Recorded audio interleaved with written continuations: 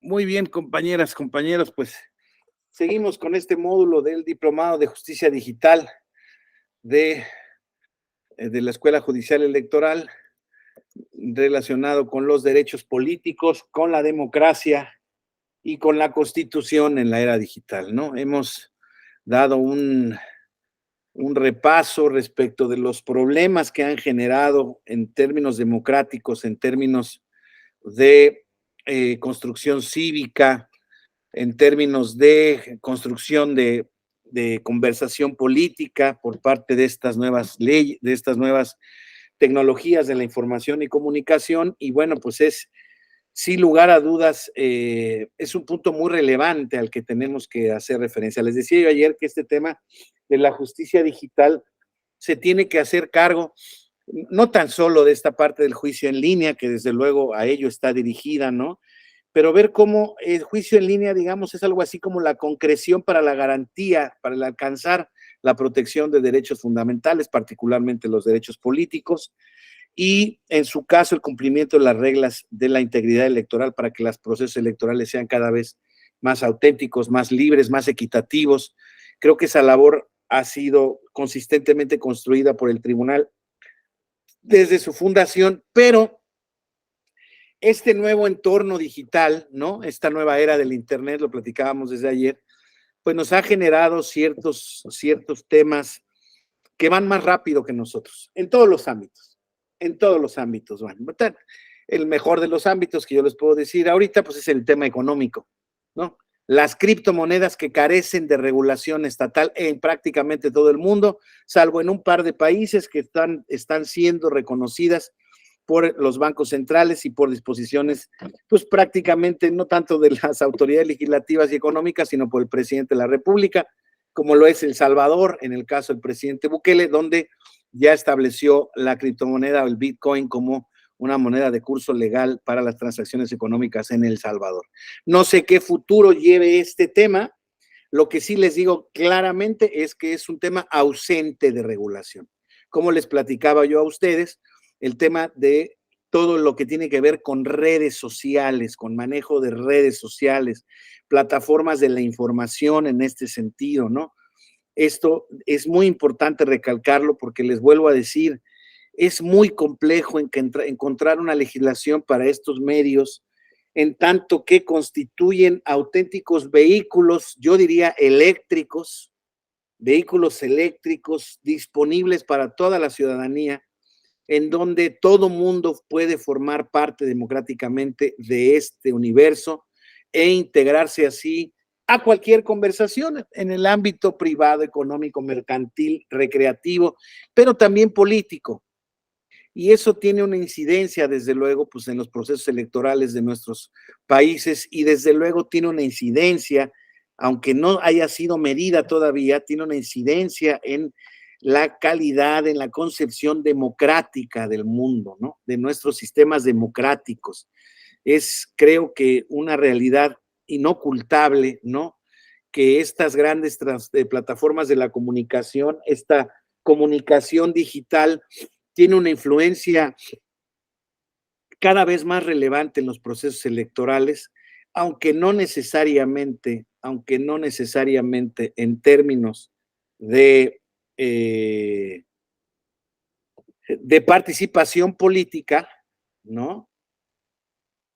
Pues sí, en cuanto a la amplitud del debate político, les decía yo ayer y hacía referencia a ciertos procesos que están pasando en el mundo y que se han desarrollado, pues desde el punto de vista de los hechos fácticos, pero también que se han creado a partir de noticias falsas, desinformaciones, de manipulación de estas plataformas de la comunicación, en donde eh, pues se plantan semillas de la discordia, de la duda, de noticias falsas que terminan dañando, me parece que de manera indudable, la calidad del debate público. ¿Por qué? Pues es un debate público que se forma a partir de noticias falsas.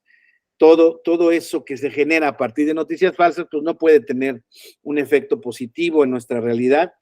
hay varios libros que tratan de ello, ya el término está reconocido por la Real Academia, es una realidad absoluta. No surgió ayer ni antier, ni con la naturaleza de las redes sociales, ¿no? Esto tema de los fake news se estableció desde la época de Nixon, empezó a manejarse, ¿no? Sin embargo, pues era en el contexto de los medios masivos de comunicación, que eran la radio y la televisión, como lo habíamos platicado, ¿no? Pero sin duda hoy en día se han acrecentado en gran manera, en gran medida, por esta nueva vigencia y realidad de los medios masivos de comunicación que generan este nuevo debate. Sí, José San Vicente, por favor. Sí, gracias, mi estimado doctor. Fíjate que hablando de ayer, es que estamos hablando todo lo que es la era nueva de la justicia digital en México, me surgió la duda, porque, bueno, no es nada, es un comentario. Fíjate que aquí hay un libro, lo muestro, que es la política digital en México. No sé si se puede apreciar. Bueno, aquí en este libro te dice que la población usuaria de Internet en países de América Latina, y esto se dio con base en lo del COVID, y estamos en un lugar del 70% a nivel mundial que usa el mayor Internet.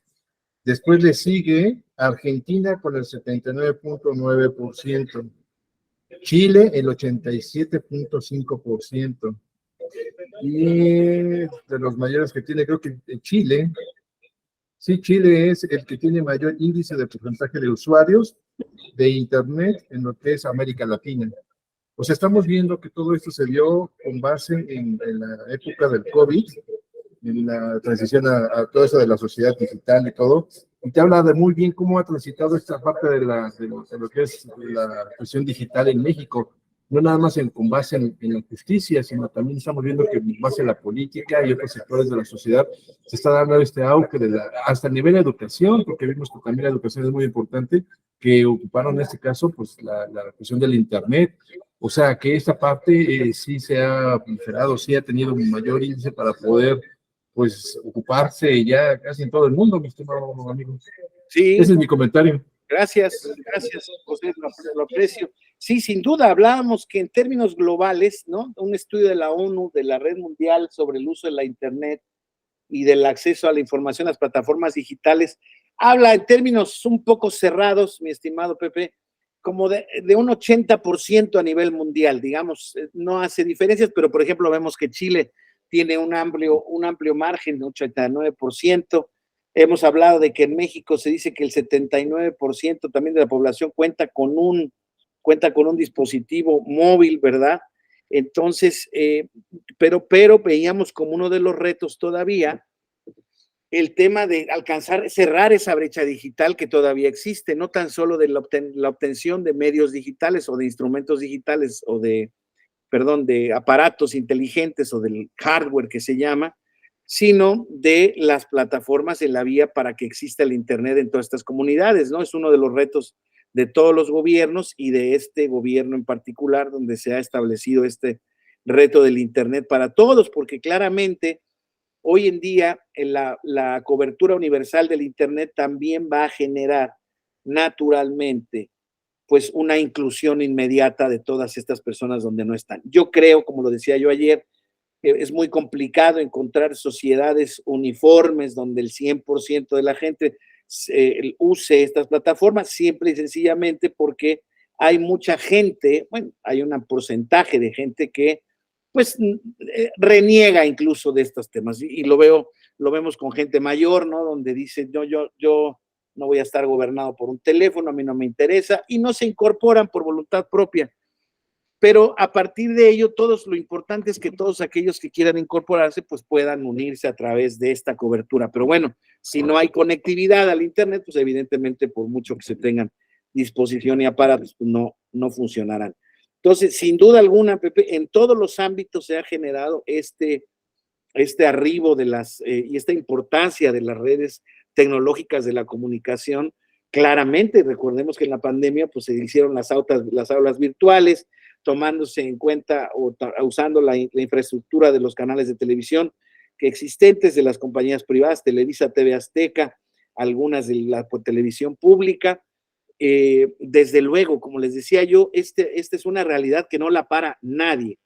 Y existen ciertos temas que van aparejados con este problema que pues generan, les decía yo ayer, una preocupación adicional con la creación de esta inteligencia artificial que hoy en día ya es capaz de generar pues ciertos contenidos, textos, desarrollos, manejo de datos de manera autónoma. Pues simple, basta con hacerle una pregunta al chatbot, como le llaman, y él genera respuestas que toma de millones de bases de datos de la información, y entonces eso genera naturalmente pues una capacidad de conocimiento muy importante. Sí, José, otra vez, por favor.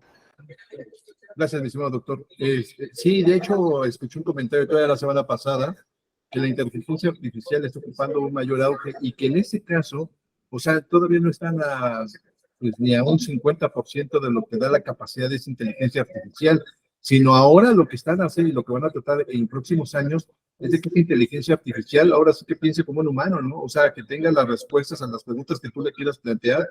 Y entonces sí, sí estamos en una era muy, muy acelerada, señor doctor. Yo creo que esa inteligencia artificial va a ser un punch, yo creo que en unos años, ¿no? Porque en ese caso vamos a poder platicar exactamente con una inteligencia artificial que nos dé respuesta a todo, hasta en materia de salud. Así, sin duda, sin duda alguna.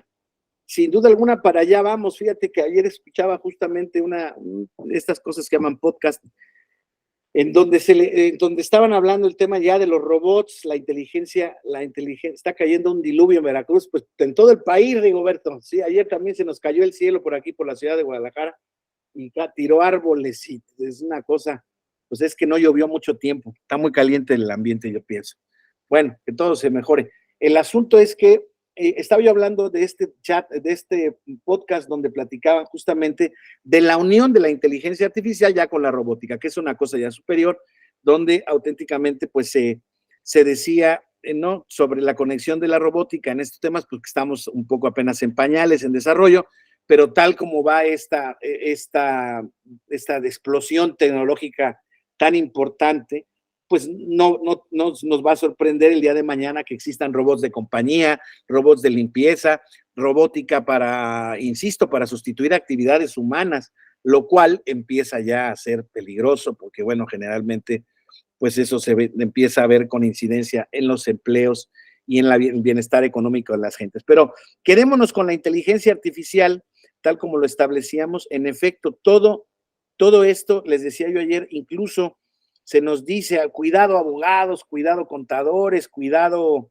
médicos, o sea, médicos incluso, porque puede existir inteligencia artificial capaz de elaborar sus propios temas. Bueno, ya no digamos, eso es un tema que está en desarrollo, que está, incluso hay un comunicado, una especie como de declaración conjunta entre los mayores dueños de las plataformas de las tecnologías de la información y comunicación, pues Zuckerberg, Musk, Gates y todos estos cuates que generan, donde dicen, a ver, vamos a parar un poco, o un compromiso de parar un poco los esfuerzos de la inteligencia artificial, porque realmente tenemos primero que ponernos de acuerdo para qué la queremos, ¿no? Y hoy en día la pregunta está si sobre la inteligencia artificial realmente puede ser de tipo pues humanoide, ¿no? O sea, que pueda tener sentimientos, que pueda tener autonomía en cuanto a sus decisiones.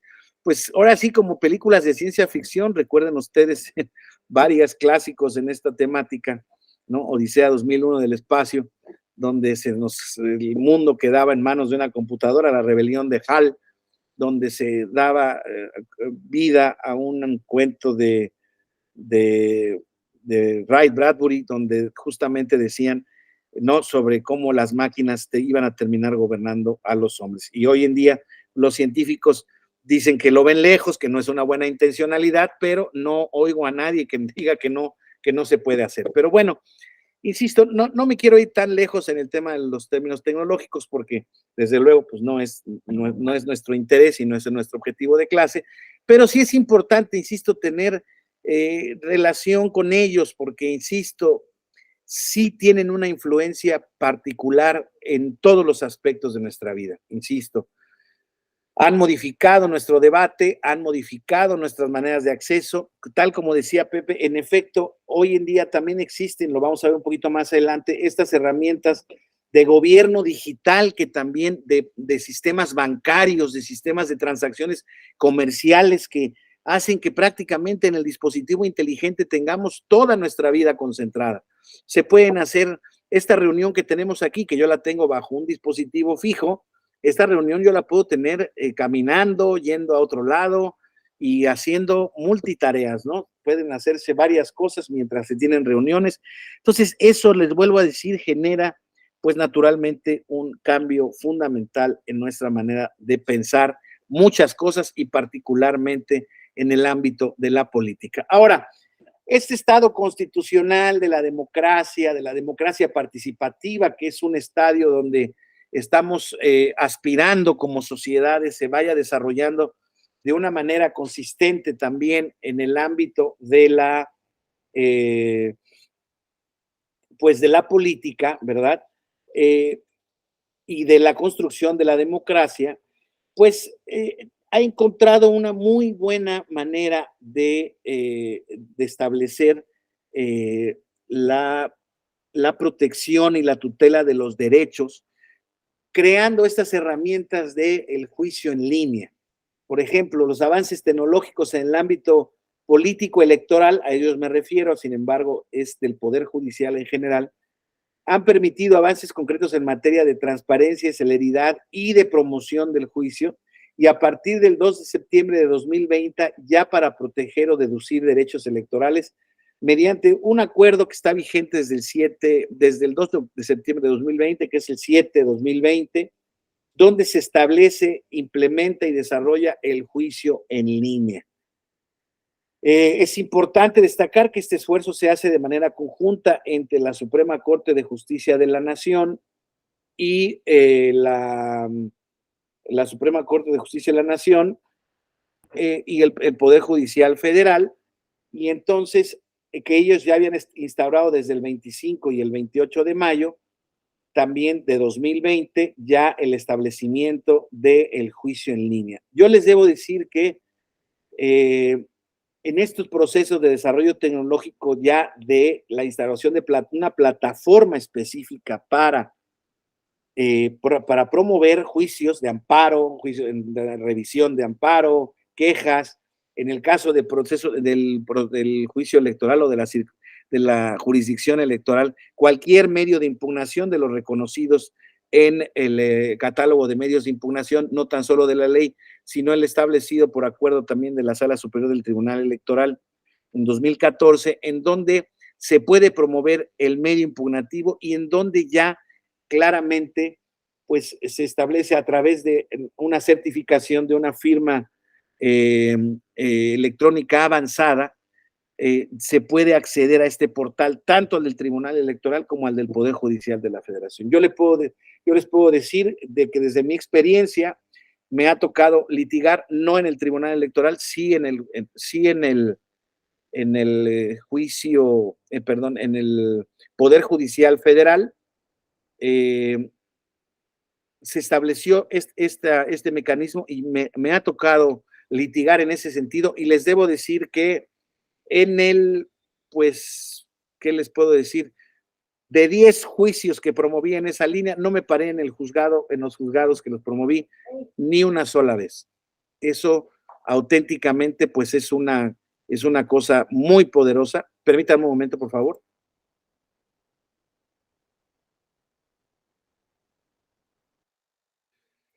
Entonces, yo les puedo decir que esta implementación ha hecho las cosas muy sencillas. El portal tiene una interfaz muy amplia. Esto será objeto de estudio y de análisis en módulos posteriores, pero desde ahora les adelanto que en el Tribunal Electoral es la misma circunstancia, es muy parecida al entorno, la interfaz es prácticamente una copia del que existe para la Suprema Corte de Justicia y para el Poder Judicial Federal, y eso genera pues auténticamente una facilidad natural para poder litigar asuntos, por ejemplo, simple y sencillamente que no están en nuestro territorio, nuestro domicilio, nuestro ámbito territorial. Entonces yo, por ejemplo, pude promover amparos en Yucatán, en Nuevo León, en Baja California, en Guerrero, en la Ciudad de México, sin moverme de esta silla y de esta computadora. Entonces, ¿qué es lo que se tiene que hacer? Pues desde luego, insisto, además de obtener esta firma electrónica avanzada, pues tener herramientas de digitalización, pues ya todas las máquinas nuevas las traen, los teléfonos celulares, por ejemplo, tienen este tema ya de los escáneres integrados en la cámara, y entonces se pueden subir y aportar documentos probatorios de una manera nítida, perdón, y sin necesidad de ser requeridos por el órgano jurisdiccional. Sí, Alexis Daniel Rosario Piedra, por favor.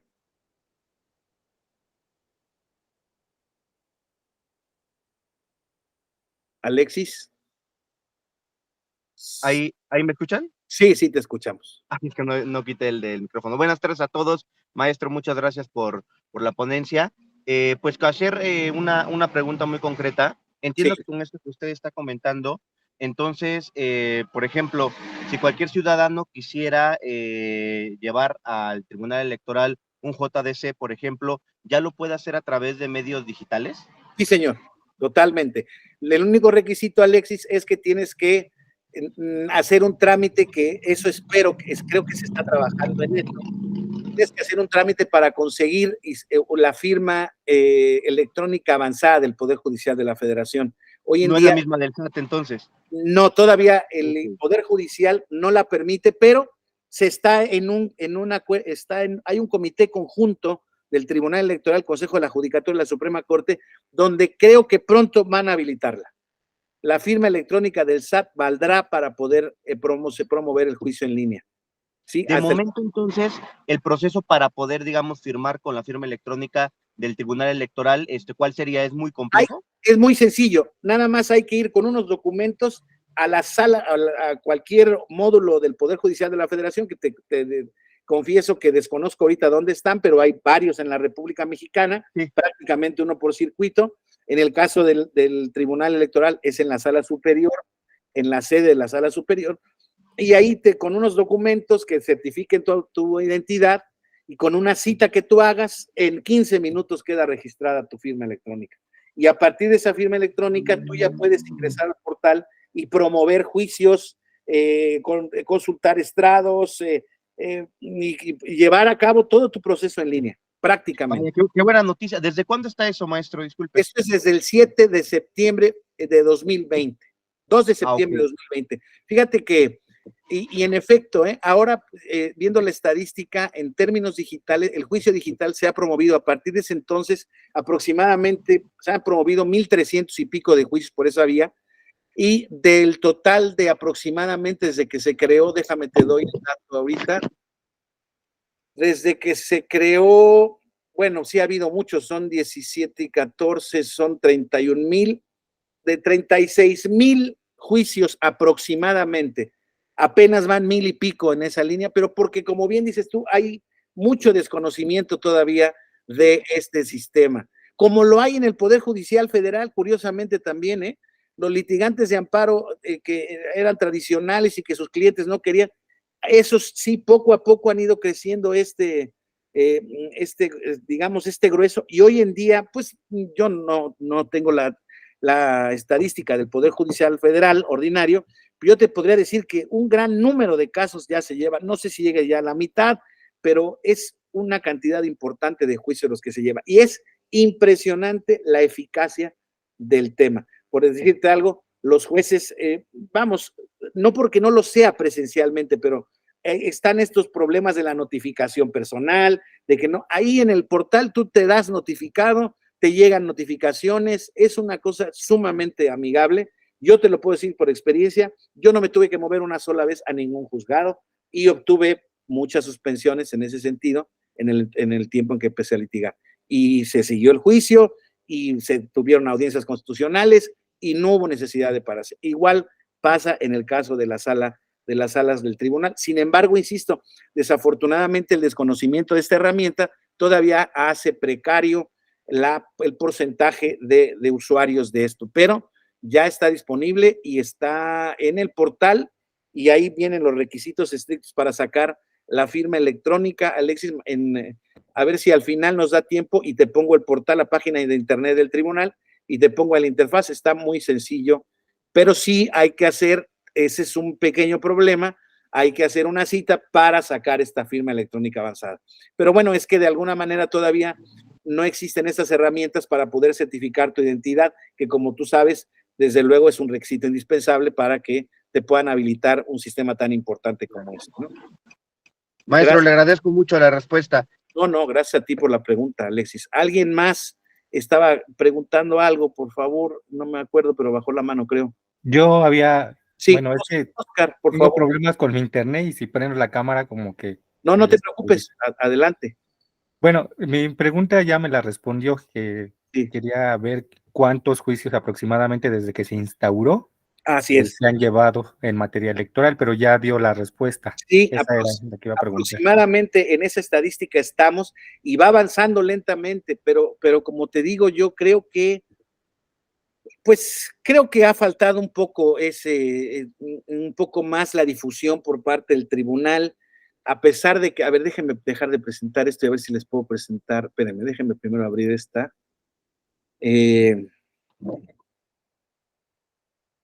Es muy importante que vean esta circunstancia, porque, permítanme.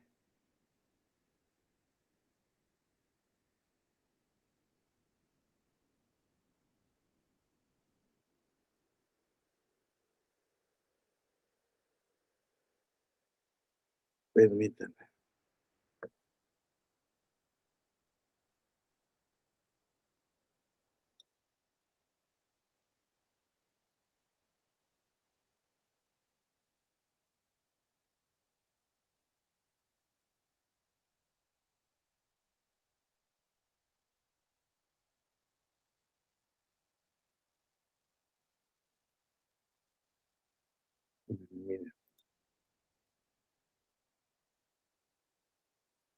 Miren, esta es la página del Tribunal Electoral del Poder Judicial de la Federación.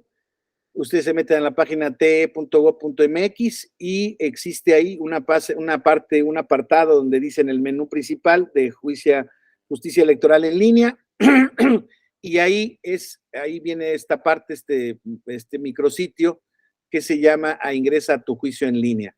Pero fíjense ustedes aquí cómo te establecen la necesidad, cuentas con firma electrónica. Pues, no, ya se permite la firma electrónica, la e-firma, la del SAT, mi estimado Alexis, mira, es que perdónenme, pero ahorita te lo estoy confirmando. Vamos, estamos descubriendo, es que no era objetivo de este tema, pero no importa, porque no importa cuántas veces, miren cómo está el usuario, una contraseña, que es lo que debe de darles este tema, la de la firma, mira. Fidel, e-firma, pues sí, ya está la e-firma, miren, aquí está los campos para efectos de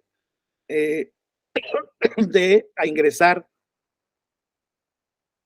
al juicio en línea. De hecho, mi estimado amigo, perdóname. De hecho, es la misma procedimiento con lo del Consejo de la Judicatura Federal. También entra igual con la FIREL y todo esto. Y es sí, yo, como dejé de litigar hace 2 años, mi estimado José, no tenía yo claro. Bueno, en ese entonces todavía no se podía, estoy seguro, no se podía con la e-firma, pero ya se puede. Les digo que yo ya sabía que estaban en este acuerdo conjunto tratando de agilizar los problemas y que aquel que tuviera una firma del SAT, pues se considera lo suficientemente legítima para que pudiera ser utilizada en estos portales. Entonces, Oscar, por favor. Sí, bueno, con respecto a eso, ahorita que estamos hablando de los juicios en línea y las firmas electrónicas, considero que debería de haber como unificación, ¿no? Porque, bueno, yo tengo mi firma del SAT, ajá, yo soy del Estado de México y acá el Poder Judicial del Estado de México también he litigado en línea y también tramité una firma para Claro, el Poder Judicial del Estado de México. claro, Ahora sería tramitar otra para el exactamente. Tribunal Electoral, o Sí, sea, serían varias firmas. Y supongo o deduzco que después los tribunales electorales locales claro. también van a aplicar juicio en línea. Y ese es un tema, y lo veremos también en otro módulo, es un tema. Desafortunadamente, esta herramienta no está en todos lados. Y fíjate que uno de los casos que estudiamos como ejemplo de la justicia electoral local en línea es el del Estado de México, que es uno de los más eficientes y más antiguos. Pero en efecto, se han requerido varias contraseñas, varios sistemas de autenticación y se entiende por temas de seguridad. Sin embargo, estoy de acuerdo contigo. El que puede, ahora sí que el que puede lo más, puede lo menos. Entonces, el que tiene la firma electrónica del SAT, digámoslo así, debería, y ya está autorizada por el Poder Judicial Federal, debería de haber una pues normalización, una uniformidad en cuanto a todos los sistemas en línea que existan en los estados. Pero, por ejemplo, yo les puedo decir que desafortunadamente por falta de recursos, lo veremos con detalle, no todos los tribunales electorales, más bien muy pocos tienen acceso a este juicio en línea. Pero, pues vamos diciendo que vamos empezando, ¿no? Un poco la ventaja de este diplomado es que este diplomado se hace cargo de estos hechos que están pasando actualmente, ¿no? Que se está creando y que se está desarrollando. Y bueno, a partir de aquí se retoman experiencias de éxito, experiencias que faltan por recorrer, y entonces ustedes tienen más o menos un panorama ya muy recorrido. Claro, aquel lugar donde no está habilitado el sistema, pues no podemos hacer nada, ¿verdad? Pero los que pueden incidir o pueden influir en este tipo de cosas, pues saben que la necesidad de la uniformidad es una cosa que se constituye como necesaria para efectos de que exista pues un acceso mucho más sencillo a la justicia electoral. Pero bueno, este más o menos es el portal de este que les vuelvo a decir, yo como no tengo usuario ni contraseña, la tengo que generar. Les mentiría, pero para ese módulo ya les traeré toda la información ahorita, exactamente cuál es el procedimiento que se sigue hoy en día para esta creación, pero insisto, entiendo que aquí hay tutoriales, etcétera, etcétera, donde se dice, miren, ahí en el registro, miren, registro del juicio en línea, aquí están los datos personales, datos de domicilio, Firele firma, vamos a ver, aquí está el certificado y la clave privado, así como lo hacen en las certificaciones de las firmas del SAT, de la iFirma, aceptas y te registras. Y a partir de ahí te debe generar un usuario y una contraseña que desde luego, pues estará, ¿cómo se llama? Se estará habilitando ya posteriormente. Y no sé si haya necesidad de hacer algún trámite ya personal, antes sí lo había, pero bueno, sería una magnífica cuestión que no lo hubiera hoy en día.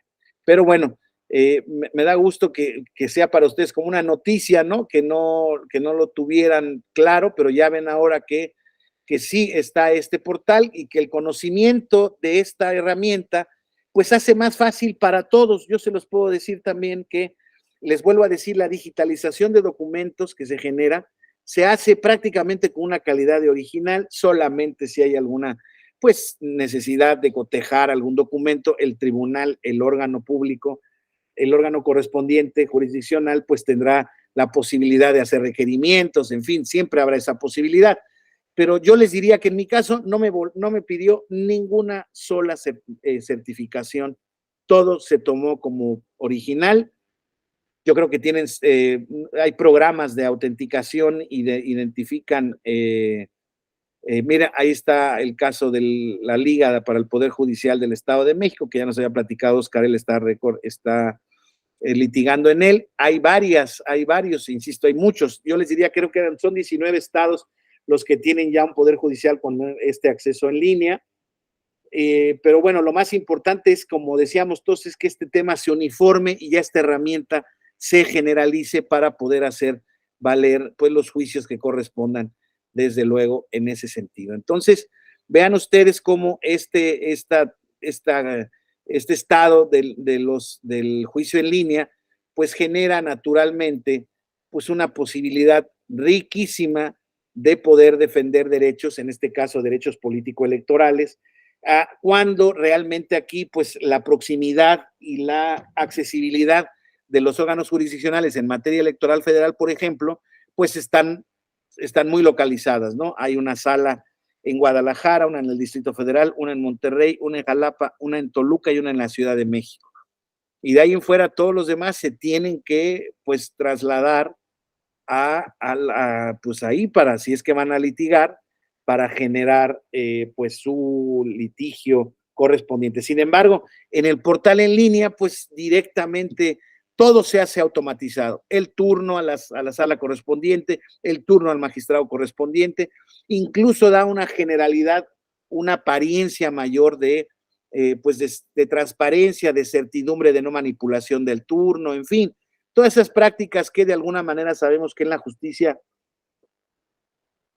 pues han siempre acompañado, ¿no? Determinados ámbitos de la justicia y que se instauran como pues detonantes de desconfianza en los sistemas de administración de justicia que pues desde luego forman parte de uno de los eslabones más débiles de cualquier estado. Pero bueno, les vuelvo a decir, ahí van avanzando, ya tenemos este juicio en línea, esto implica, pues insisto, la protección de los derechos, la protección de la Constitución.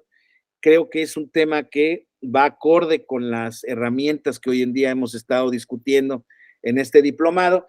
Y esto va de la mano con esto que platicaba hace rato, hacía referencia a José San Vicente, que hoy en día también no tan solo es el tema de administración de justicia, sino todo el gobierno, ¿no? Hay, por ejemplo, ven ustedes como en el portal de la Cámara de Diputados, ya en portal de muchas instituciones públicas, encontramos con un acervo, pues en este caso de leyes estatales, acervos de la materia de la función que se está consultando, todo a través de este sistema pues electrónico, ¿no? De gobierno, en donde se hacen consultas, se pueden hacer trámites ya hoy en día muy fácil. Ya estas nuevas herramientas facilitan el acceso a los servicios públicos de gobierno, de administración de justicia, de todos los ciudadanos.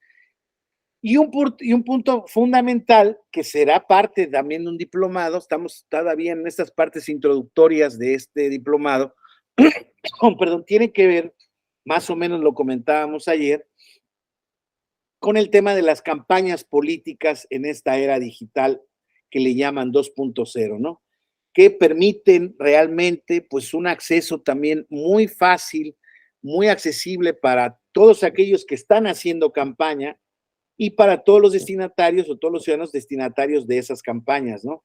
Sin embargo, veíamos como tema muy importante que uno de los problemas, ventajas para algunos, problemas en general para el sistema democrático, es que permiten, como les decía, una especie de microsegmentación de los mensajes a distintos grupos, con lo cual la calidad de la campaña o de la información que se genera en los ámbitos de campaña y el rigor de la misma, pues queda en entredicho. ¿Qué quiero decirles con esto? Que un candidato habla de determinadas cuestiones que pueden ser contrarias entre sí o ideas no necesariamente que constituyen una plataforma consistente y única de gobierno, porque les está hablando a determinados grupos, ¿sí? Entonces, eso implica que, pues, haya una posibilidad de manipulación perversa o maligna por parte de estas herramientas, ¿no? Decíamos que, lo platicábamos ayer como introducción a la clase, estos algoritmos con que se manejan las plataformas nos presentan la información de una manera que se llama una burbuja, un filtro de burbuja, ¿sí? En lo cual ellos deciden lo que nosotros queremos ver y escuchar, así de sencillo. Bueno, y no tan solo las plataformas de la información y la comunicación, las plataformas de entretenimiento digital, estamos hablando de las películas de Netflix, HBO y todas estas, Disney, en donde de acuerdo al gusto que nosotros, al tipo de películas que estamos eligiendo, el algoritmo de esta plataforma te va dando contenido similar para que tú, pues desde luego, vayas sintiendo que esta plataforma, pues es la que va generando el contenido que a ti te gusta. Pero eso pasa en todos los demás ámbitos.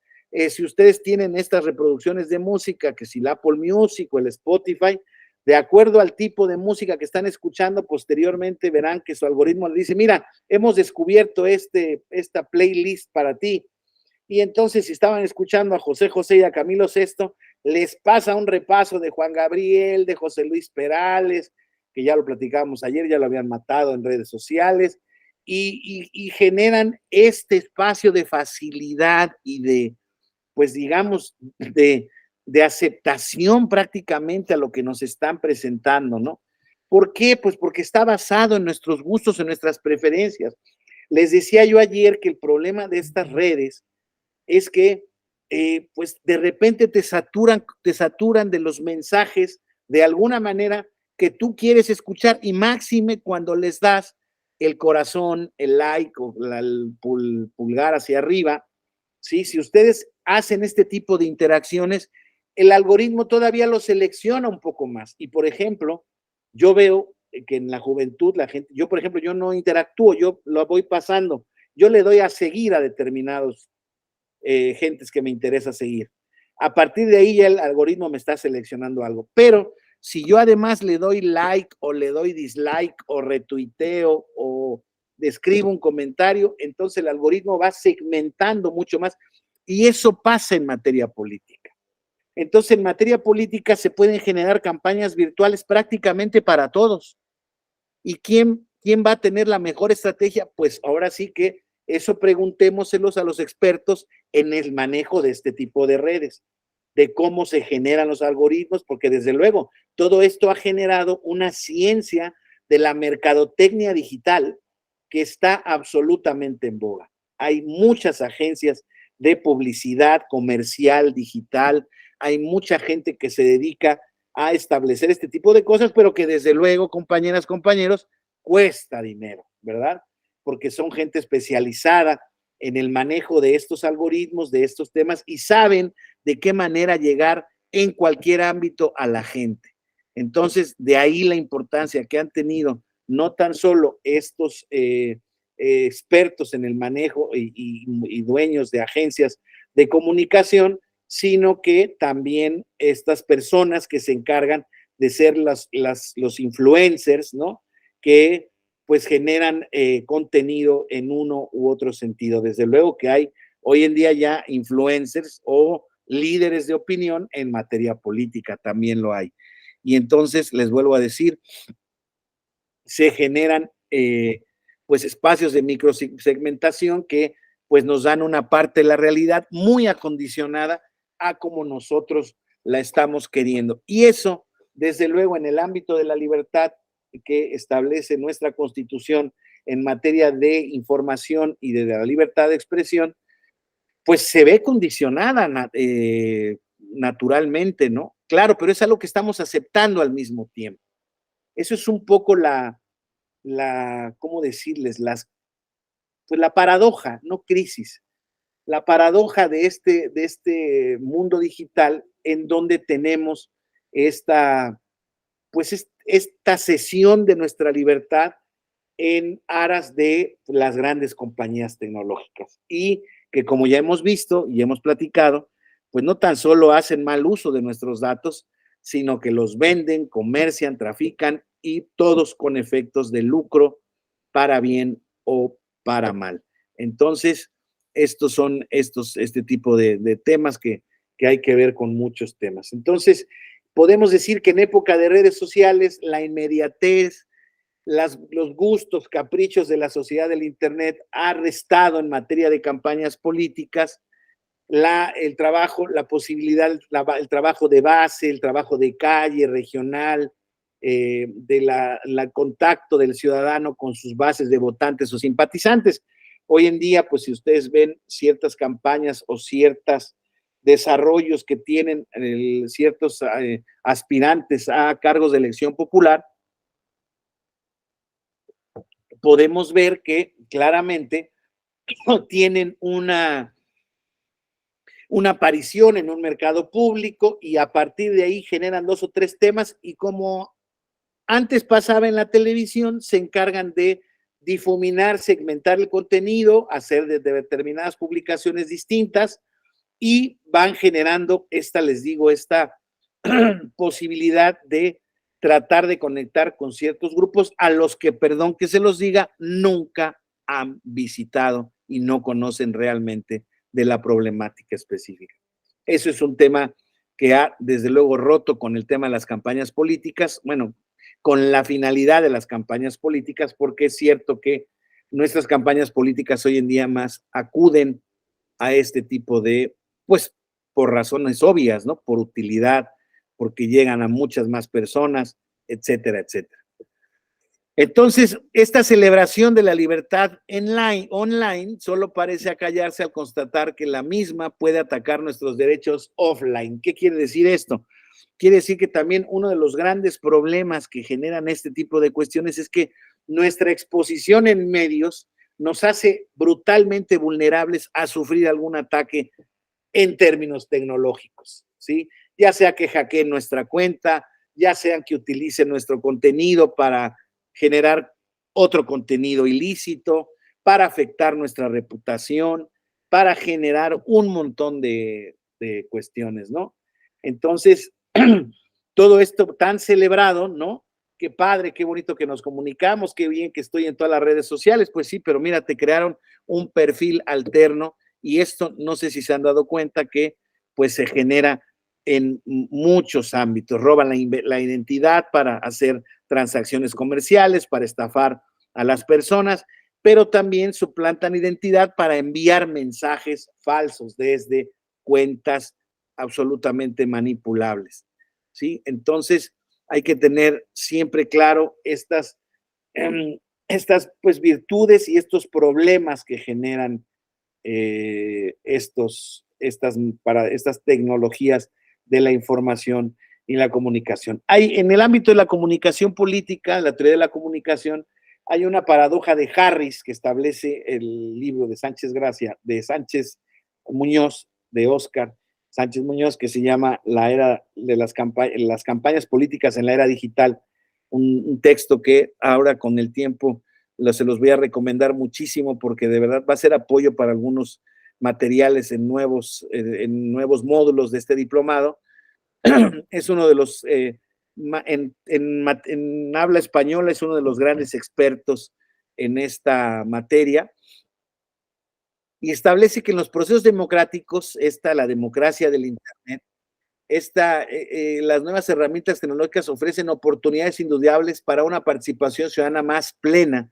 Sin embargo, surgen numerosas dificultades para el establecimiento de debates dentro de los principios normativos para la deliberación democrática. Estos son el respeto a los derechos de tercero, el cauce del Estado constitucional de derecho, la definición del bien común puede tomar los contornos más extravagantes. Discúlpenme, ¿quién era la que había levantado la mano, por favor? Alguien levantó la mano, disculpe, Perla, ¿verdad? Sí, doctor. Gracias. Solo preguntarle si podría apoyarme en repetir el nombre del autor y el nombre del libro, por favor. Miren, aquí creo que lo tengo. Aquí está, miren. Se los voy a poner. Déjenme dejar de presentar esta y ahorita les presento el libro. Déjenme ver aquí. Aquí.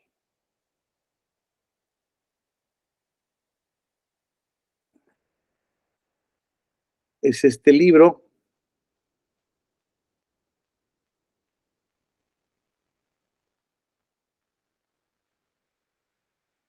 No se ve bien, ¿verdad? Discúlpeme. No sé por qué no se ve bien.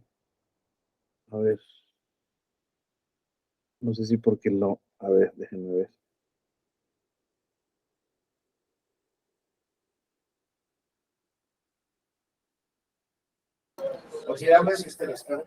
Ya se ve bien. Ahí está, ¿verdad? Mejor. Ahí está. Es este libro, Perla. Óscar Sánchez Muñoz, La regulación de las campañas electorales en la era digital, desinformación y microsegmentación en las redes sociales con fines electorales.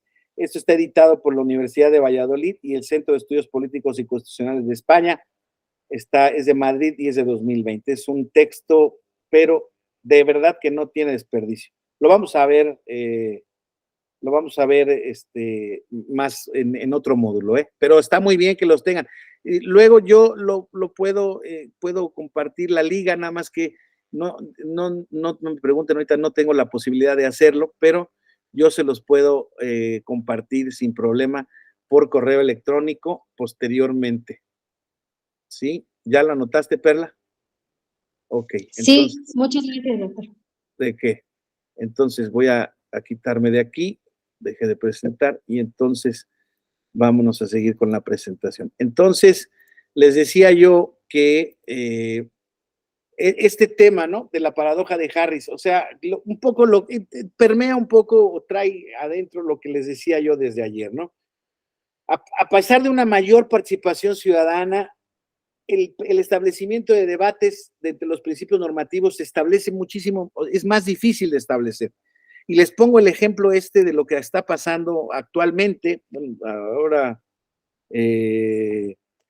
con el empresario Ricardo Salinas Pliego y con la senadora Citlali Hernández, ya se los comentaba yo el día de ayer, ¿no? Se genera un debate, pues un debate muy ríspido por parte, particularmente creo que de él, y pues ella lo denuncia por violencia política de género y el Instituto Nacional Electoral le genera pues le da medidas cautelares y le ordena bajar pues una cantidad de tweets importante, porque entre otras cosas hace, pues, se refiere a ella de manera denostativa, etcétera, insisto, muy agresiva, creo yo. Y él salió a decir que a él se le hacen los mandados, ¿no? La de las autoridades del Instituto Nacional Electoral, que él no va a bajar nada y que le hagan como quieran. Y estamos viendo aquí un uso, digamos, creo yo, abusivo de la libertad de expresión, porque pues están de por medio los respetos a los derechos de terceros, su intimidad, su honra, su imagen, el cauce de este Estado constitucional de derecho, donde creo que no está permitido en materia civil. Alguien dice, es que en materia política, ¿qué hace el INE censurando a un ciudadano?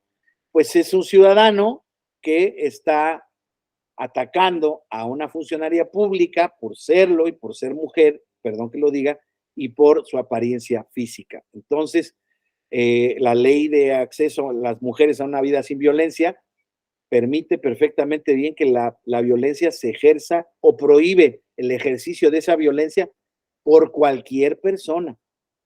No está, alguien decía, es que no es funcionario público. No, los funcionarios públicos no son los únicos que pueden ejercer violencia de género. La violencia de género se puede ejercer por cualquier sujeto, hombre a la mujer, por el hecho de ser mujer, y no necesariamente en materia política. Entonces, pero en este caso sí tiene que ver con materia política. Sí, José, por favor. Sí, gracias, mi estimado doctor. Estoy viendo aquí una nota de Radio Fórmula en donde dice que Phil Swart califica como exceso que el INE haya sancionado a Salinas Pliego por denuncia de Citlali Hernández. Y dice aquí la nota que fundamentalmente dice que es un error, porque efectivamente la senadora Citlali es una servidora pública, pero Salinas Pliego es un particular y que además no estamos en presencia de un periodo electoral y que en esos insultos, pues, que Citlali argumentó que está afectando sus derechos políticos electorales. Aquí me surge esta pequeña duda, mi estimado doctor. ¿Aquí procedió o no procedió bien el INE a determinar sus medidas cautelares a Salinas Pliego? La pregunta fue, perdóname, no te escuché el último, Pepe, discúlpame. Ok, que en este caso intervino bien el INE al determinar a Salinas Pliego esas medidas cautelares, aún así aunque sea un particular y aunque no estemos en periodo electoral. Mi opinión personal es que sí, Pepe. Yo ahí, a mí, Gil Suárez me parece una persona muy inteligente, muy talentosa, pero pues es un político profesional y naturalmente es un político opositor a la facción de poder que representa la senadora Citlali Hernández. Yo desafortunadamente no tengo aquí la ley, sería un poco tardado que la tenga, pero no me acuerdo cuál es el artículo específico de esta ley donde dice cómo se ejerce violencia política de género. No limita a quién la puede decir, te lo digo yo auténticamente. Yo creo que no es un exceso del Instituto Nacional Electoral. Yo creo que actuó bien. Yo creo que no se puede dirigir ningún sujeto a una persona en ese contexto. Insisto, y en este caso quizá hubiera sido muy difícil llegar a la misma conclusión si la senadora Hernández no fuera senadora. ¿Sí? Me parece a mí, es mi perspectiva, ¿eh? Yo respeto, yo te estoy diciendo mi entendimiento de lo que yo estimo de la ley. A mí me parece que la violencia política de género se da cuando se da alguno de los supuestos de la ley, y eso es muy grande, y como no es el tema, no la traigo preparada aquí, pero en alguno de los supuestos está basada la sanción, o bueno, la adopción de la medida cautelar del INE, y bueno, eso va a rebotar en el tribunal, según entiendo, dijo el propio Salinas Pliego, dijo que va a ir al tribunal, el tribunal dirá la última palabra, pero insisto, a mí me parece que Suárez, siendo me parece un espléndido abogado y desde luego político, me parece que está, pues desde luego, actuando desde su naturaleza política, ¿no? Entonces, no le está concediendo a la senadora Hernández la posibilidad de que le haya denunciado así. Yo creo que está bien. Yo creo que la violencia política de género no la puede ejercer nadie contra nadie. Es cierto que hay diversos contextos en los cuales está complicado quién sería la autoridad para sancionarla si es que fueran, por ejemplo, dos particulares entre sí. Ahí tendría que hacer una exploración más amplia de la ley, pero no me queda claro, no me queda duda a mí que esto es en materia política. Si tú me preguntas qué derechos político-electorales se está violentando de la senadora, no, se está ejerciendo violencia política de género. ¿Por qué? Porque se le está disminuyendo, se le está tachando de que es, pues lo voy a decir porque así lo dicen los tweets, corrupta, gorda, vendida, incapaz, forma parte de los gobiernícolas, o sea, una serie de auténticos que generan violencia. Perdón que los diga, es muy chistoso porque nosotros identificamos violencia como pues la violencia gráfica, ¿no? La violencia muy gráfica, muy expresa, pero acuérdense que en materia de política el tribunal ha dicho que pues incluso determinadas expresiones en contextos, por el simple hecho por decir que una mujer es incapaz por ser mujer. Ese simple hecho, por ejemplo, sería violencia política de género para efectos del tribunal. Entonces, en este caso me da la impresión que a mí que todo esto que ha dicho el señor Salinas Pliego sí configura violencia política de género. Y a mí me parece que la determinación del INE está bien. Vamos a ver qué dice el tribunal. A lo mejor el tribunal ahí nos va a aclarar sin duda mucho. No tengo ninguna, yo insisto, yo no tengo duda de mi posición, pero vamos a ver, a lo mejor el tribunal le da la razón a Gil Suárez, dice, y hay mucha gente en redes que ha dicho, oigan, no, eso es censura al señor Salinas Pliego. Hay gente que no está convencida de ese tema. Yo tengo una opinión distinta, pero insisto, no pasa de ser mi opinión. Entonces, sí, José. Sí, gracias, doctor. Sí, y además, muy bien y exacto lo dice usted. En este caso, el Tribunal Electoral será el que determinará al final de todo esto bien lo que es el tema, ¿no? La justicia digital, en el caso de un particular y una servidora pública. ¿Por qué? Porque tiene un precedente, entonces ya tenemos esta parte cuando alguien, en particular ya sea nosotros, de simple pie, puede decir alguna observación contra alguien, ¿no? Entonces ya tenemos ese antecedente que el Tribunal Electoral pueda determinar en un momento determinado, ¿no? Claro, y por eso les decía ayer que hay que conceptualizar el contexto de justicia digital en varios ámbitos, ¿no?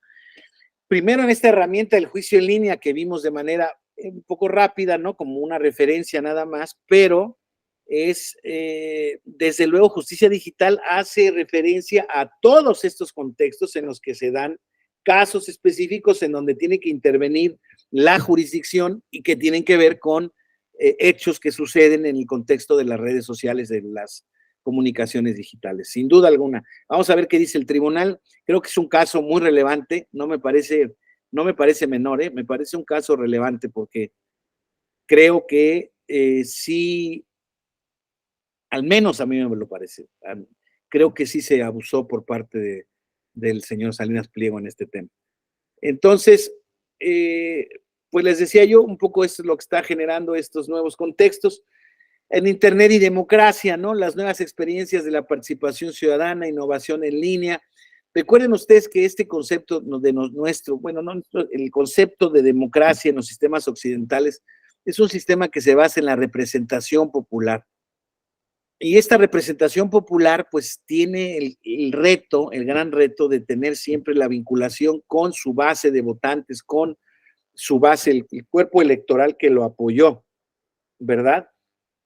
Entonces, el problema es que una vez electos, ¿no? Los representantes se desvinculan de sus representados y al no existir mecanismos de rendición de cuentas, no hay un control de la representación auténticamente. Por eso de ahí la crisis de los partidos políticos, ¿no? Que se ha generado en estos ambientes y que podría ser una herramienta justamente muy poderosa para estos efectos.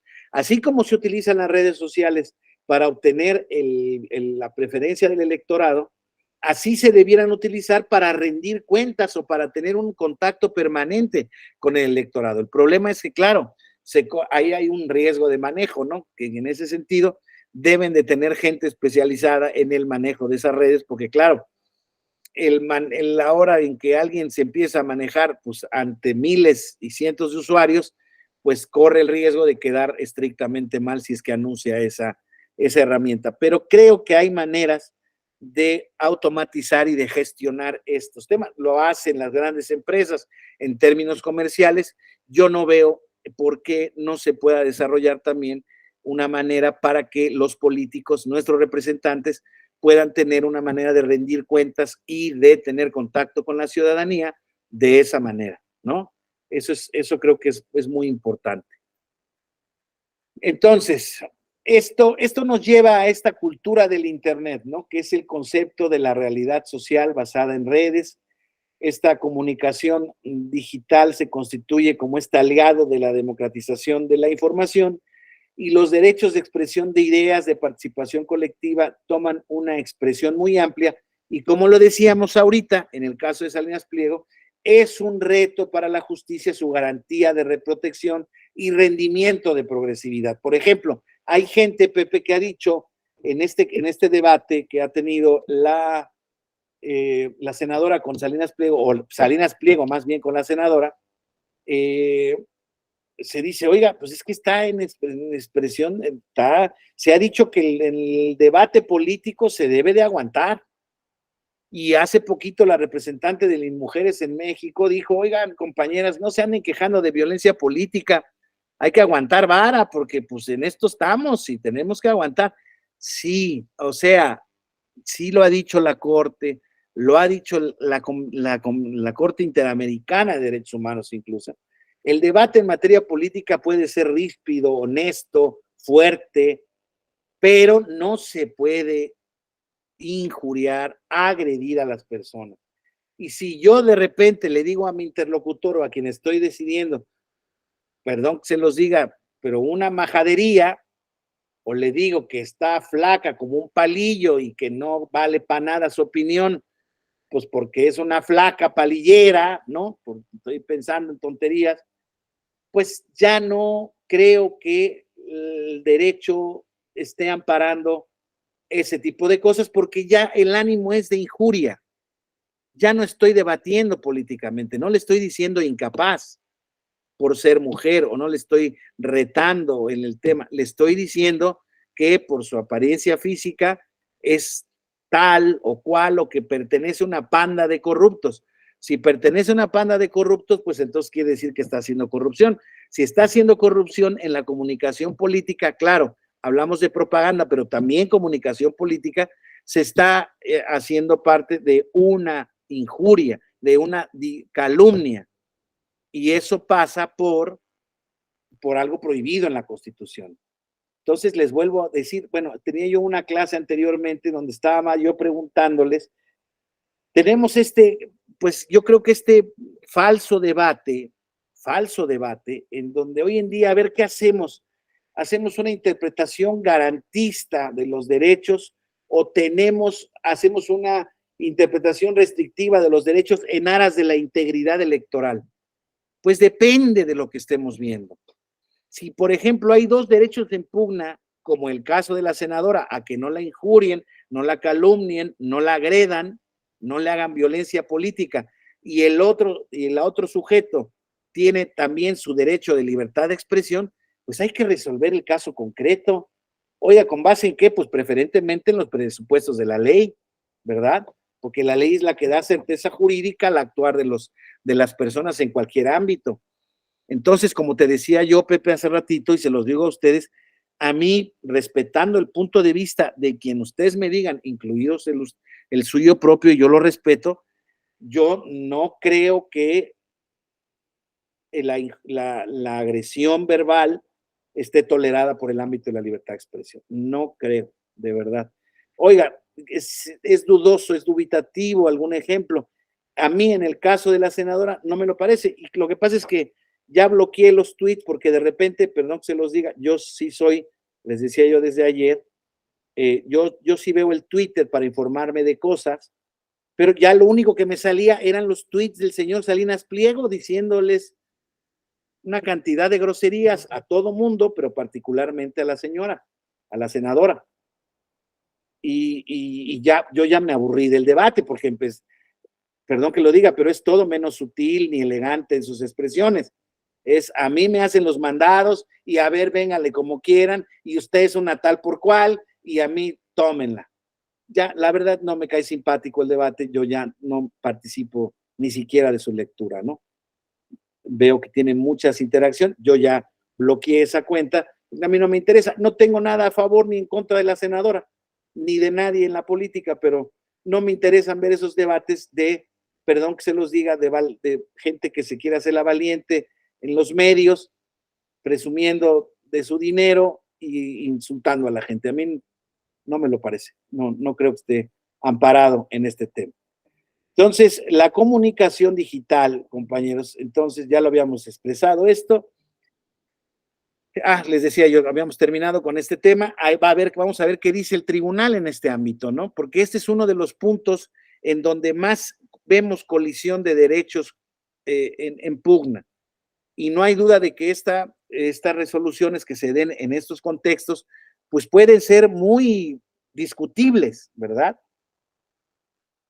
En un ejercicio de ponderación a alguien le puede, como decías tú, José, a Roberto Gil, insisto, que es un político ágil, inteligente, es un abogado, experto, no tengo dudas de eso. Tipo muy articulado, me simpatiza lo que dice, algunas otras cosas no. Y naturalmente, insisto, él forma parte de una corriente política de la que él formó parte, ¿no? Hoy en día no es activo, pero pues está claramente diseñado su bando, él es abogado hoy en día de Cabeza de Vaca, de varias personalidades del partido donde él fungió, y él es todo menos proclive al gobierno. Si fuera alguien que le está, por ejemplo, si a lo que el señor Salinas Pliego le está espetando a una senadora del PAN, muy probablemente él no tendría esa misma opinión, creo yo. Pero el reto está aquí en tratar de ser objetivos y tratar de ponderar de la manera más objetiva posible estos temas, ¿no? Entonces, estos nuevos modelos de justicia, de comunicación digital, tienen un área de oportunidad muy importante. Lo dicen los expertos en comunicación que están apenas tratándose de estos temas. Esos nuevos modelos pueden servir para verificar unos nuevos modelos de democracia participativa.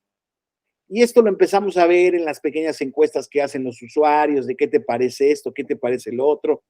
Por ejemplo, alguien que ejerce el gobierno, por decirlo algo, en la alcaldía, en alguna alcaldía de la Ciudad de México, en donde generan, pues como ustedes saben, desarrollos, están previstos desarrollos de democracia participativa, como el presupuesto participativo que hay en varios estados, el cabildo abierto, estos sistemas muy interesantes de democracia participativa, pues pueden ser instaurados o diseñados a partir de las redes sociales.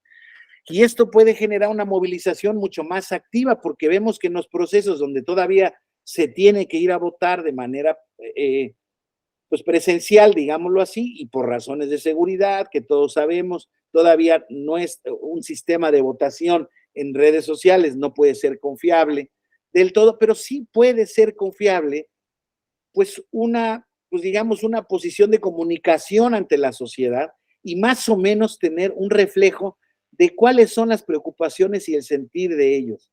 Claro, todos estos como herramientas, softwares, tienen que prueba, ensayo, error, pero se pueden diseñar auténticos sistemas de conocimiento de la opinión ciudadana por base de estos temas. Yo entiendo que hay varios espacios en donde se están haciendo ejercicios de construcción de estas herramientas, pero pues desde luego que esto no es, desde luego, todavía una realidad. Pero no hay duda de que la potencia ahí está, ¿no? Entonces, en ese sentido, la movilización social, les decía yo, pues cada vez puede ser más activa, más participativa, y eso generar, pues desde luego, modelos muchísimo más eficaces de sistemas participativos. Estos sistemas de participación se traducen en un gobierno electrónico, el gobierno del yo, el gobierno del que yo participo, en donde se puede haber una participación ciudadana tanto en la construcción de políticas públicas, donde se puede hacer una cultura de protección de los derechos fundamentales y insisto, de fortalecimiento de la cultura de la democracia electiva, y esto desarrolle o desemboque en una mayor participación electoral. Entonces, esto se ve como un área de oportunidad y ya lo habíamos visto. Vamos a hacer un pequeño repaso de estos detalles negativos que tenemos que tener muy en cuenta para, pues, no tratar de contextualizar las redes y su poder en su justa dimensión, ¿no? Ya vimos que fragmentan socialmente, polarizan, debilitan la dimensión republicana del debate, control de las tecnologías por parte de los gobiernos, manipulación por parte de los gobiernos, en el caso de los rusos en la elección estadounidense,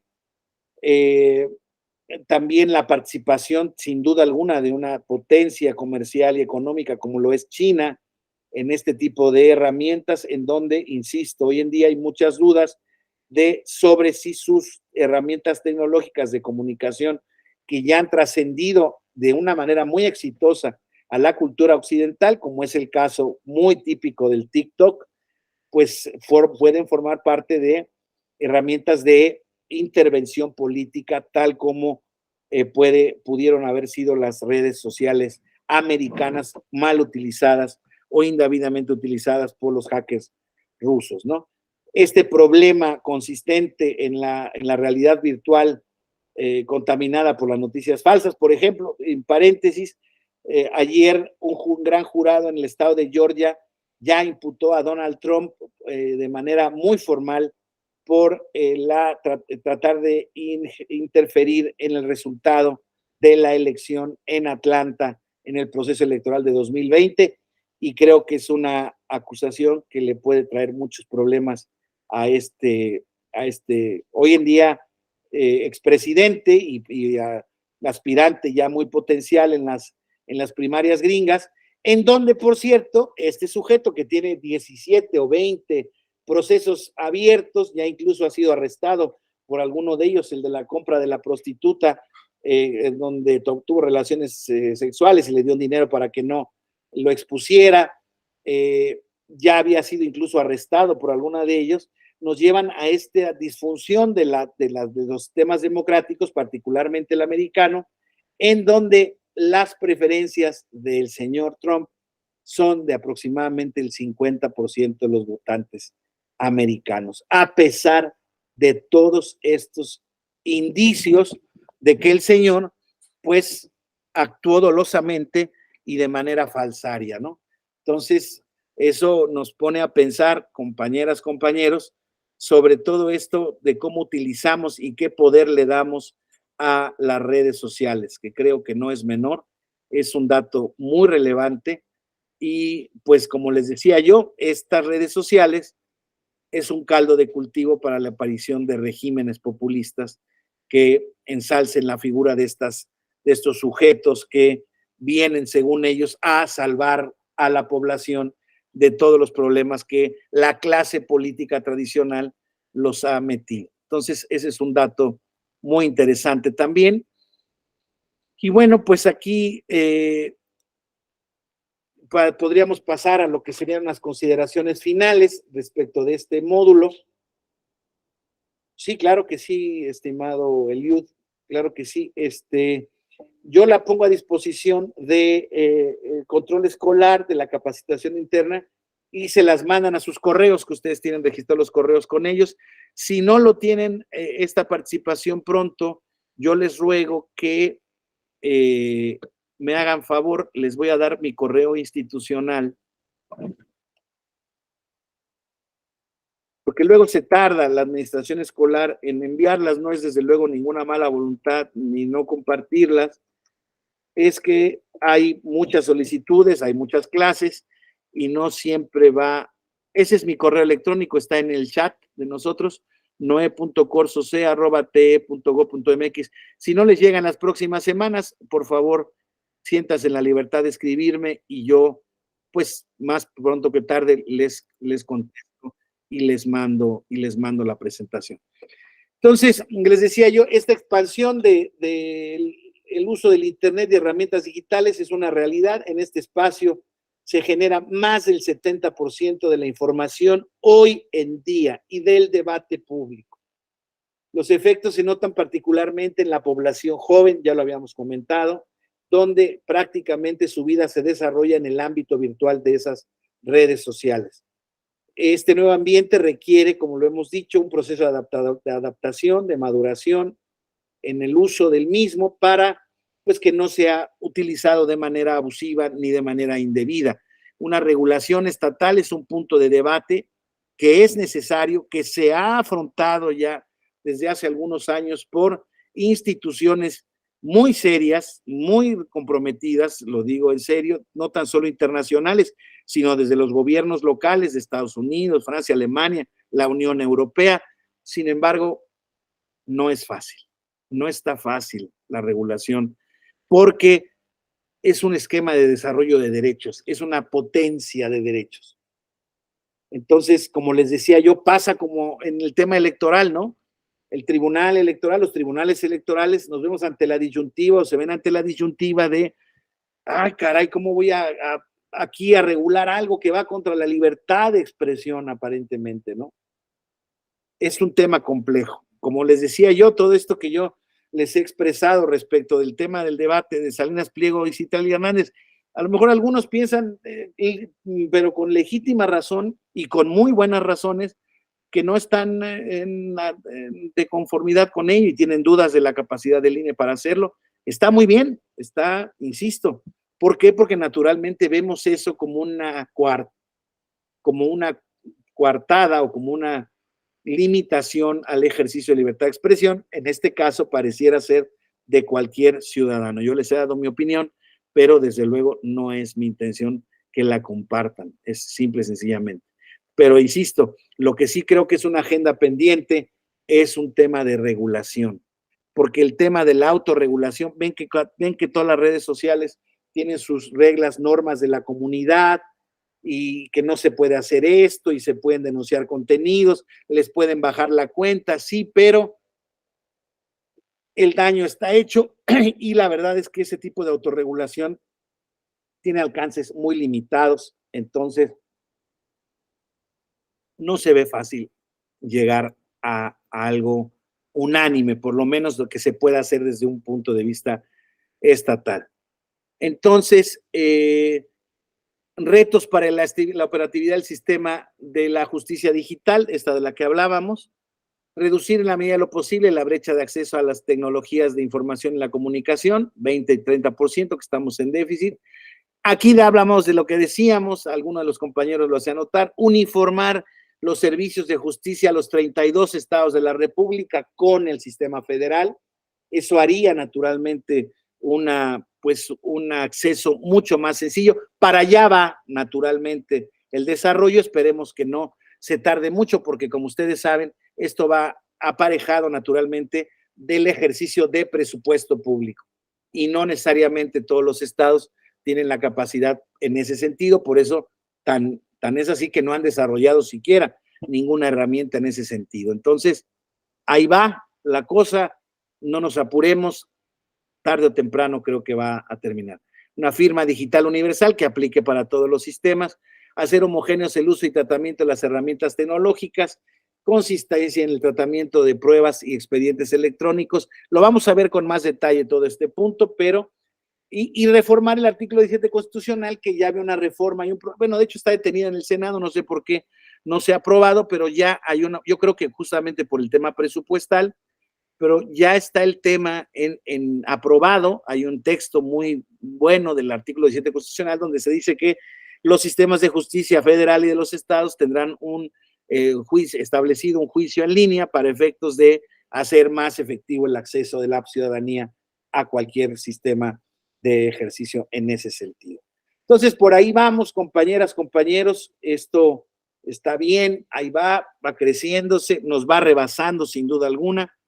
Como todo en el derecho, recuerden ustedes, los hechos van a la saga del derecho. Desde la época de los derechos romanos, del derecho romano, perdón, el pretor decía, no te preocupes, tú dame los hechos que yo te doy el derecho. Si no está previsto en alguna ley o en el edicto del pretor, tú dime qué necesitas, cuál es tu punto controvertido y yo te voy a dar el derecho mediante una acción y mediante, si es que la pruebas, concediéndote la razón o no. Eso es lo que ha pasado siempre. El derecho va regulando las situaciones, pero creo o me temo que en el caso de estas tecnologías de la información y comunicación van en un proceso de desarrollo y evolución sumamente avanzado que es imposible de detener, muy complejo de regular, se tiene que ver caso por caso y yo creo que dependiendo el caso, habría que ver si estamos frente a ejercicios legítimos de libertad de expresión o a actos ilícitos. Eso, como todo derecho, siempre puede ser utilizado de una manera abusiva y eso ustedes saben que pues no se puede. ¿Alguna consideración, compañeras, compañeros? Eliud, aunado al tema democrático, ¿cuál es su postura respecto del voto electrónico en sus modalidades remota y presencial? ¿Se encuentra a favor de alguna de ellas? Sí, yo creo que el voto electrónico bien ejercido, perdón, bien diseñado, creo que lo tiene bien diseñado el Instituto Nacional Electoral. Hay también una serie de pasos para su autenticación. Creo que es muy complejo, muy difícil. Tiene buenos candados. Al final del camino, todo sistema informático es susceptible de ser hackeado, que quede claro. Por eso mismo, el sistema de urnas electrónicas que se usan en términos de en los países de Brasil, India particularmente, donde prácticamente todas las elecciones se llevan a cabo mediante urnas electrónicas, no están conectados al Internet. Entonces son imposibles de hackear porque los resultados se dan de manera electrónica, pero no hay manera de poder manipular ni las urnas ni los resultados. En consecuencia, me parece que un sistema bien diseñado puede facilitar los sistemas democráticos de emisión de voto.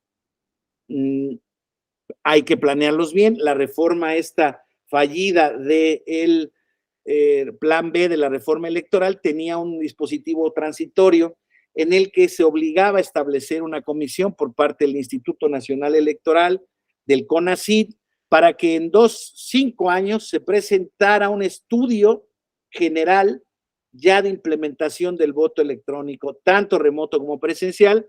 Sin embargo, pues la reforma quedó sin sentido y pues ha habido esfuerzos ahí tanto de la autoridad federal como de las autoridades, el estado de Jalisco, Coahuila, el estado de México, la Ciudad de México, algunos otros estados, pero yo sí soy partidario del voto electrónico, creo que puede ayudar mucho, pero insisto, bien diseñado, que las máquinas no se vuelvan obsoletas con el paso del tiempo, que auténticamente sean ahorradoras de recursos.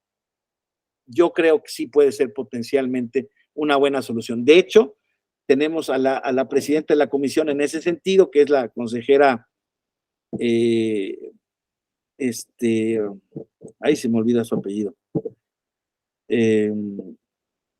Humphrey, la consejera Humphrey, está muy proactiva en ese sentido y está pues muy empeñada en que ya se empiecen a hacer realidad los esfuerzos en estos términos. Y yo creo que el instituto bien planeado determina, decía el transitorio, de manera paulatina, de manera consensada, de manera, no, se vaya integrando estos sistemas, que sí es posible.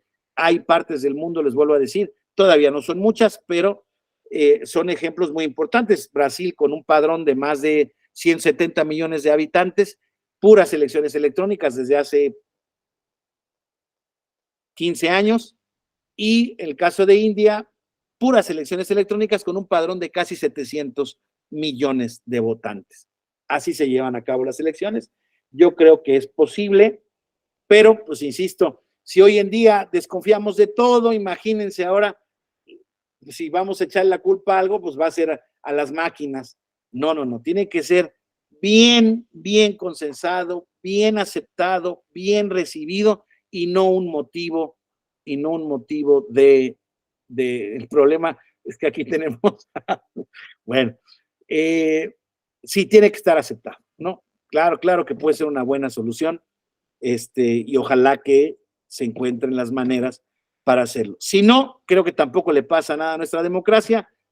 El sistema como tal, hoy en día, estrictamente electoral, creo que funciona bien y creo que da resultados buenos. Esperemos que pues sigan haciéndose las cosas de esa misma manera, que no tengo duda que así lo seguiremos haciendo, y ojalá que el ambiente político pues nos siga permitiendo pues tener este respeto institucional y este cauce pacífico y por parte de la Constitución y de la ley de la resolución de los conflictos electorales.